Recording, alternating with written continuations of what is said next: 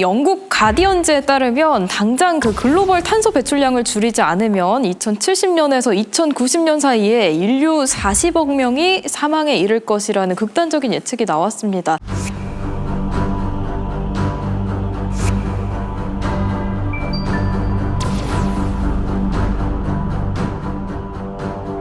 정말 무서운 얘기지만 또 이대로라면 인간이 공룡처럼 멸종될 수도 있다, 이런 예측도 나오고 있어요. 그게 공룡 멸종 패턴 때와 비슷한 패턴이라고 하던데 설명 한번 부탁드립니다. 예. 우리가 과거를 보면은 5번의 대멸종이 있었거든요. 네. 공룡의 대멸종이 일어난 시기는 중생대에서 신생대로 넘어갈 때쯤인데, 그 공룡이 멸종한 원인은 외부에서 운석이 충돌해가지고 그 갑자기 핵겨울 같이 온도가 떨어지면서 공룡이 멸종한 거기 때문에 사실 지금의 지구 온난화하고는 약간 차이가 있습니다. 오히려 그 전에 일어났던 페른기 대멸종이 있었는데, 그 페른기 대멸종이 과거 5번의 대멸종 가운데 가장 멸종률이 높았던 대멸종 시기예요. 페른기 대멸종 때 멸종을 일으켰던 주 원인이 바로 대기 중의 이산화탄소 농도 급증입니다. 지금하고 비슷한 거죠. 이산화탄소 농도가 올라가면서 온도가 빠르게 오르고, 또 대기의 이산화탄소 농도가 높아지다 보니까 바닷물의 산성화도 굉장히 심각해지고, 온도가 올라가면은 뭔가 동식물이 살아가는데 도움이 될 것 같은데 사실은 이게 속도가 중요한 거거든요. 속도가 급격하게 올라가면은 절대 좋을 수가 없습니다.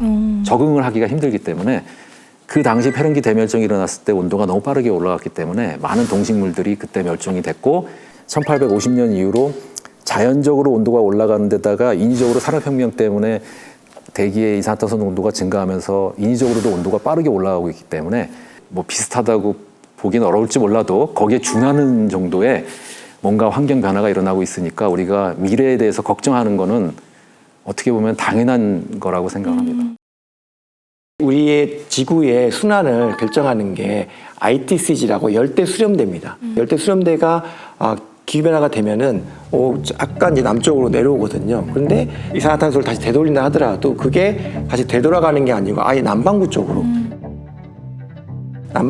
바뀌어버리는 이런 비가역성이 발생한다는 걸 발견했거든요. 그러니까 뭘 의미하는 거냐면, 우리 지구는 굉장히 복잡하기 때문에 일단 이산화탄소를 증가를 해서 기후가 변하면은 우리가 설령 이산화탄소를 다시 줄이더라도 원래 상태로 되돌아오지 않는 거죠. 그러니까 우리가 지금 현재 기후를 변화시키는 거에 대해서 훨씬 더 심각하게 받아들여야 된다는 걸 얘기하는 거죠. 두 분께서는 모두 그 기후 위기는 인간이 만든 거다라고 말씀을 해주셨는데, 인간이 기후 위기를 만들었다면 이제는 인간이 우리 손으로 해결을 해야 된다고 생각이 드는데요. 구체적으로는 그 인간의 어떤 것 때문에 이렇게 된 거라고 생각하시나요? 첫 번째 원인은 당연히 우리가 화석 연료를 많이 태워가지고 대기 중에 있는 이산화탄소, 또 이제 여러 가지 인간 활동에서 메탄, 이와 같은 온실기체가 많이 증가하니까 거기에 대한 반응으로 지구의 기온이 상승하면서, 그래서 이런 전반적인 문제가 생겼다고 할 수가 있죠. 일단 기본적으로 그 유럽인들이 대항해 시대 이후로 특히 아메리카 대륙하고 인도 같은 데서 플랜테이션을 많이 확장하면서 자연을 파괴했거든요. 이런 산림지대가 파괴가 되면 거기서 이산화탄소가 많이 대기 중으로 빠져나가기 때문에 대기의 조성이 바뀌면서 지구온난화가 심화될 수가 있고, 거기서 플랜테이션 농업으로 돈을 많이 번 다음에 그 자본을 바탕으로 해서 산업혁명을 일으켰습니다. 산업혁명이 바로 그 대기 조성이 크게 변하게 된 계기가 됐고, 이후에 1950년에 우리가 흔히 대가석 시대라고 부르는 시대가 시작이 되거든요. 인구가 늘면서 자연 환경적으로도 많은 변화가 있었고, 또 사회 경제적인 면에서도 많은 변화가 있었고, 그러한 것들이 지구 생태계에 큰 부담으로 작용을 하면서 지구 생태계의 회복력이나 또 저항력, 이런 것들이 약해지고, 그것이 결국은 어떻게 보면은 인간한테 다시 되돌아옵니다. 생태계가 문제가 생기면은 바로 식량 위기가 찾아올 수 있고, 인간 사회가 크게 쇠락하고 결국에는 붕괴하는 그런 위험에 빠질 수도 있기 때문에 우리가 생태계에도 상당히 많은 관심을 갖고 지켜봐야 한다고 생각합니다. 그리고 또 AI를 비롯한 과학기술이 발전함에 따라서 그 에너지 문제도 대두가 되고 있는데, 이런 것들이 기후에 영향을 미친다는 이야기를 들었습니다. 어떻게 생각하시나요? 일단은 이제 굉장히 아이러니한 게 있는데, 우리가 이제 기후 변화에 대한 대응하기 위해서 예측을 해야 되잖아요. 예측을 하려면 뭘 해야 되냐면 가상의 지구라는 걸 만듭니다. 이 가상의 지구라는 걸 우리가 이제 기후 모형이라고 하는데요. 이 기후 모형은 진짜 이제 한 10만 개의 미분 방정식을 푸는 겁니다. 근데 뭐 제가 손으로 그걸 풀 수는 없잖아요. 네. 그렇기 때문에 슈퍼컴퓨터를 쓰게 되는데요. 그래서 이제 기후 변화를 예측하기 위해서는 많은 선진국들에서 이 슈퍼컴퓨터를 활용해 가지고 이제 기후 변화를 예측하거든요. 근데 이 슈퍼컴퓨터라는 게 전기를 먹는 하마입니다. 어마어마하게 전기를 많이 쓰는 거죠. 근데 전기를 만들기 위해서는 또 이산화탄소를 배출해야 되잖아요. 그러니까 이 기후 변화를 예측하기 위해서 기후 변화를 가속화시키는 이런 것들이 만들어지는 거죠. AI도 마찬가지입니다. AI 가지고 우리가 기후 변화를 예측도 하고 어떤 영향이 있는지 그걸 파악을 하게 되는데 이 AI가 이제 GPU를 써야 되는데 GPU가 또 어마어마하게 전기를 많이 써야 되는 거죠. 그래서 AI 기술이 발전하면 발전할수록 기후 변화는 악화되는 이런 악순환이 계속 반복될 수밖에 없는 거죠. AI 산업을 뭔가 발전을 시키려고 한다면은 에너지하고 물이 굉장히 많이 들어갑니다. 이제 많이 확보할 수 있는 방법이라는 게 딱히 없어요. 결국은 생태계에 큰 부담으로 갈 수밖에 없거든요. 결국 재생에너지를 늘려야 될 것 같은데 우리나라의 사실은 바람이나 그런 햇빛 양이나 이런 것들을 고려했을 때 또 빠른 시일 내로 재생에너지 비중을 높이는 것도 쉽지 않아 보이고요. 또 원전 같은 거는 결국은 미래 세대한테 부담을 안기는 거거든요. 결국 이 폐기물 문제나 또 어떻게 보면 가성비가 그렇게 좋은 편의 에너지원이라고 보기도 어렵습니다. 그래서 여러 가지 문제를 안고 있기 때문에 AI를 발전시킨다는 그런 목표가 확실히 있다고 한다면 그거에 맞게끔 에너지하고 물을 계속 공급을 해줘야 되는데 과연 그걸 어디서 구할 것인가 이런 건 좀 곰곰이 생각해 볼 문제라고 생각을 합니다. 저는 그럼에도 불구하고 이 재생에너지 그다음에 기후변화 문제는 정부의 의지가 굉장히 중요하다고 생각을 합니다. 그러니까 정부가 일관된 방향을 가지고 그렇게 꾸준히 참 말씀하신 것처럼 재생에너지를 한 번에 높일 수는 없지만 그 방향을 계속 밀고 나가야만이 기업이나 이제 국민들이 거기에 이제 적응하면서 거기에 맞춰갈 수 있다고 생각하거든요. 그래서 그런 정책적 방향이 일관되게 진행이 돼야 된다라고 저는 생각을 합니다. 20년 뒤면 해빙이 다 녹아 없어질 거란 전망도 나옵니다. 이런 사태를 막기 위해 기후를 인위적으로 조절하는 기술이 주목받고 있습니다.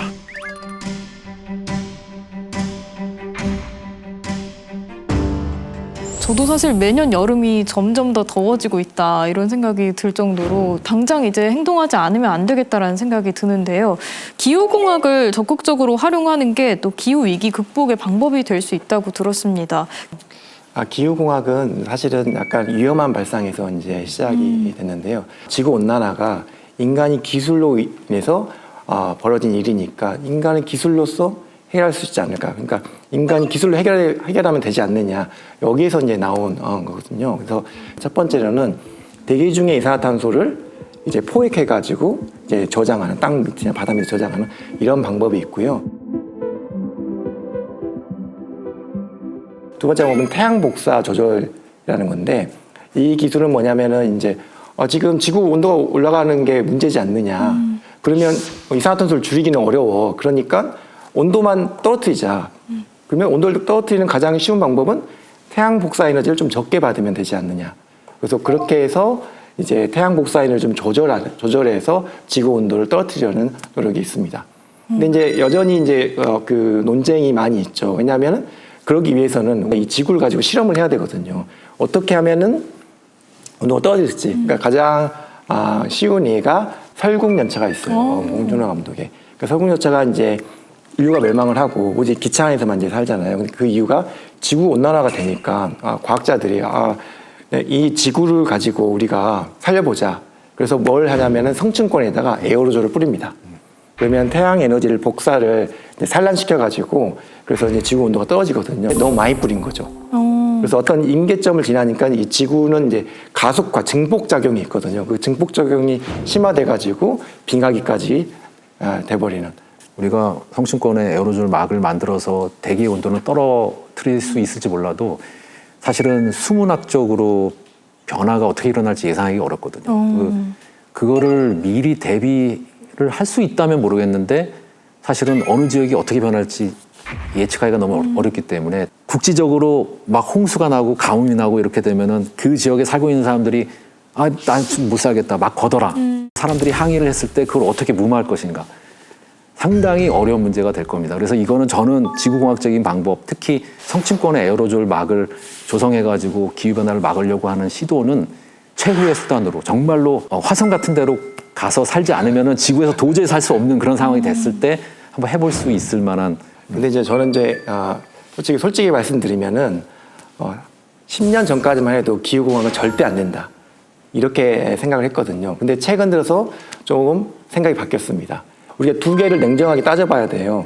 기후변화를 내버려뒀을 때의 불확실성과 지구에 뭔가 기술로서 해가지고 거기서 생기는 불확실성과 이 두 개를 비교했을 때 어떤 불확실성, 어떤 피해가 더 크냐라고 생각을 하게 되면은 예전에는 당연히 그래도 우리 소중한 지구 가지고 실험할 수 없지라고 생각을 했지만 최근 들어서는 그러니까 기후공학에 전적으로 맡길 수는 없지만 보조 수단으로 정도는 우리가 생각해 볼 수 있지 않을까 그렇게 지금 생각을 하고 있습니다. 예. 네, 좋은 말씀 하셨는데요. 덧붙여서 조금만 말씀을 드리면은 실제로 아주 심하게 논쟁이 붙어 있는 사안이에요. 그래서 어떤 과학자들은 아예 지구공학적 방법 그 연구 자체를 막아야 된다라고 얘기하는 그런 학자들도 꽤 많습니다. 그러니까 제 생각에 중요한 거는 이런 얘기를 많이 해야 돼요. 그래서 각계 있는 사람들한테 의견을 묻고 그다음에 과학자가 얼마나 위험한지 그리고 얼마나 그게 예측 가능한지 이런 것들을 이제 이 정보를 많이 이제 공유한 다음에 이제 결정을 해야 되겠죠. 네, 오픈시키는 게 중요하다고 저도 비슷하게 생각합니다.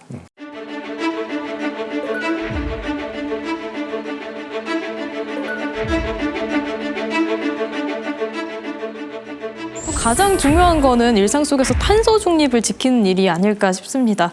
일상 속에서 탄소 중립을 지킬 수 있는 방법은 또 어떤 것들이 있을까요, 교수님? 그러니까 우리가 이제 일상생활을 하다 보면은 우리의 약간의 편의를 위해서 어마어마한 에너지를 쓰는 경우가 되게 많거든요. 네. 그러니까 그런 경우를 이제 좀 줄여야 되겠죠. 뭐 예를 들면은 우리가 뭐 일회용을 좀 사용을 줄인다든지, 그리고 이제 에어컨의 온도를 좀 올린다든지, 그다음에 이제 뭐 사무실에 나갈 때는 이제 소등을 한다든지 이런 것들이 이제 우리가 탄소 중립에 좀 기여를 할 수 있겠죠. 하지만 저는 개인적으로는 이러한 일반 개인한테 탄소 중립을 위해서 뭐 해라 이런 것들을 별로 좋아하지 않거든요. 왜냐하면은 제일 중요한 거는 국가의 정책이거든요. 국가의 정책은 사실 저희가 탄소 중립을 할 수 있음에도 불구하고 경제적 이유 또는 뭐 사회적 이유 때문에 아직 못하고 있는 거거든요. 그래서 국가 정책이 그쪽 방향으로 가게 하는 것. 이런 말을 하면 좀 그렇지만 개인의 노력보다 국가의 정책이 99% 결정을 한다. 저는 그렇게 생각을 합니다. 기후위기 더 이상 물러날 곳이 없습니다. 이제는 해답을 찾아야 할 텐데요. 마지막으로 한마디씩 두 분이 경고의 메시지 부탁드립니다.